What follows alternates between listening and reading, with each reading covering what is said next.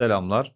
Tablo veya view bakımlarının bir T-Code'a bağlanması işlemini nasıl yapabiliriz? SE93 işlem koduna gidiyorum. Burada T-Code'umun ismini yazacağım. ZMS01 diyorum. Create diyorum. Transaction with parameters diyorum. Burada tanımını giriyorum. Devam ediyorum. Burada transaction kısmında SM30 yazıyorum. Bakımları SM30 işlem kodundan yapıyorum.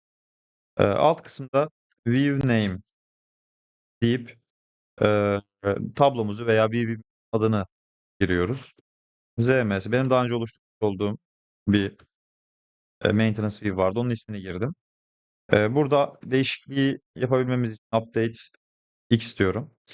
Şurada skip initial screen checkbox'ı var. Bunu seçtiğimiz zaman önceki gelen SM30 ekranını geçmiş oluyoruz aslında. Seçmeden yapalım öncelikle. Lokal obje olarak kaydediyorum. ZMS 001.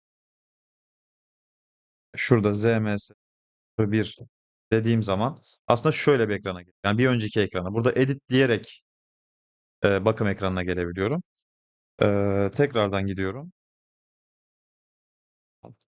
S93 işlem koduna. Change diyorum. Skip Initial Screen'i seçtiğimiz zaman tekrardan ZMS bir işlem koduna gittiğim zaman direkt bakım ekranına geliyor. Böyle bir etkisi var. En basit haliyle de bu şekilde T-Code oluşturabiliyoruz diyebiliriz.